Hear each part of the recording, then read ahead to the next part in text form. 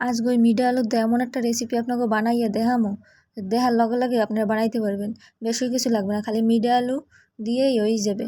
এই 4-5 পদ দিয়ে কিন গিয়ে এত কিছু বড় লোক খাবার মুই আবার কম বানাই।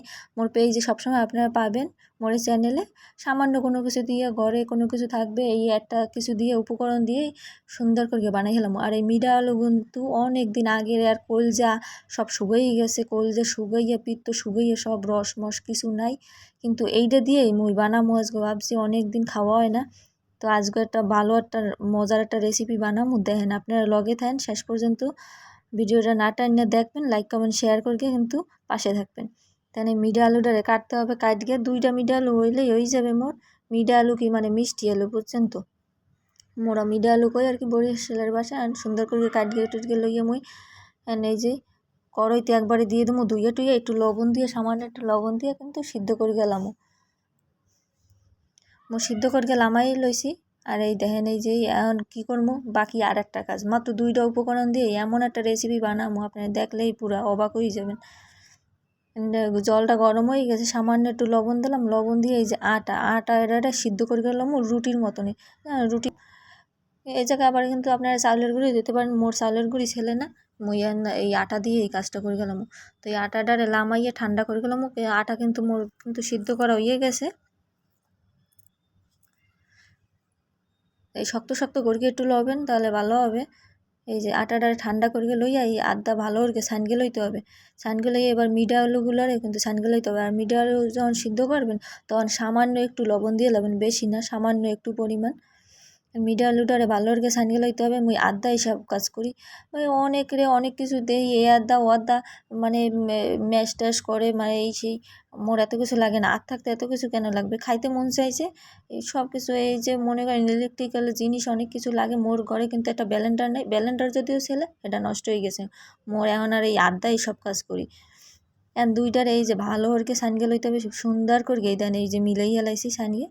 এখন যে দেখেন কি বানাই, মানে এই যে দিয়া 2 দিয়ে একটু গোল গোল করে লইলাম। আগে চাইলে আপনারা সব গোল গোল করে লইতে পারবেন, মুই করলাম না, আপনাকে একটা দেখাই লই, পরে করবো অনেক। এখন এই যে একটা ডাইশ, এই ডাইশের উপরে এইটা 5 টাকা দা কিনে আনতে পারবেন, কিনকে আনগে এই যে। আর সবার অনেকের ঘরে কিন্তু থাকে। এখন বানাই হেলাইলাম পিঠাগুলো, এই দেখেন কতটি বানাইয়া হলাইছি, সবগুলো এরকম বানাই হেলাম পিঠাগুলো। এখন কিন্তু বাকি কাজটা করতে হবে। এখন বুঝবেন না যে কড়া কিন্তু এই তেলে ভাজগে লাইলে কিন্তু ইয়ে যাবে না, পরে কিন্তু আরও কিন্তু কাজ আছে। কিন্তু দেখেন শেষ পর্যন্ত ধৈর্য ধরে ভিডিওটা দেখলে বুঝতে পারবেন যে এত মজার রেসিপি। সামান্য কোনো কিছু করে থাকলে এইটা দিয়েই কিন্তু বানানো যায়। এখন এটা কিন্তু মাঝারি আছে ভাজতে হবে। দিছি রে ভাই ভাজা, কিন্তু এত ফোলার কি দরকার ছেলে, ফুল ক্যাডারে কি হয়েছে দেখেন, দূরের পিঠে না দূরের পিঠে মনে হয় জানি ফুল করছে, এত ফোলার দরকার ছেলে, ভাজা হইলেই হবে। তখন সবগুলো উল্টাই পাল্টাই দিয়ে সুন্দর করে কিন্তু বাজ গেল তো মিডিয়ামে রাখলেই হবে, একদম লোতেও দেওয়া লাগবে না। আর এই দেখেন এইটা কিন্তু সবার ভিডিওতে মুই দেখছিলাম, মোর এই সময় ছেলে না, মোর অনেক কষ্ট লাগছিল। থাক আমার ছেলে নাই তো এত কষ্ট পাই, মাইসেরটা দেখে লাভ নেই, আমিও কিনে হেলাইছি, আপনাকেও একটু দেখাই দিলাম। আর এইটারে দিয়ে এই যে লাল লাল করে ভাজ গেলাইছি, ভাজ গিয়া অন্যগুলোও কিন্তু এখন আবার একবারে কিন্তু মোর ভাজা হয় নাই, এই 2বার দিয়ে ভাজ লইতে হবে।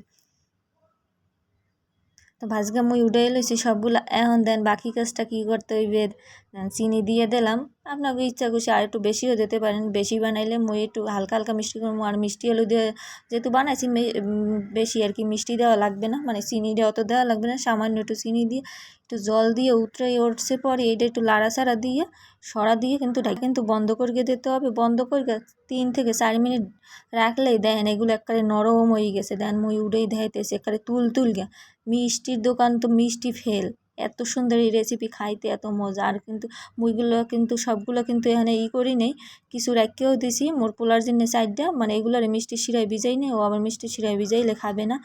এগুলো কিন্তু শক্ত, এই যে চিনি শিরায় ভিজাই নি, নরম একটু মুসমুসকে টাইপের, দেখেন দেখলেই বুঝতে পারবেন। আমার পোলা এগুলোই পছন্দ করে। আর এগুলো দেখেন যে কি নরম হইছে। আর আপনার ঘরে বানাইয়া মোরে কমেন্ট করে জানাইয়েন যে কেমন হয়েছে রেসিপিটা।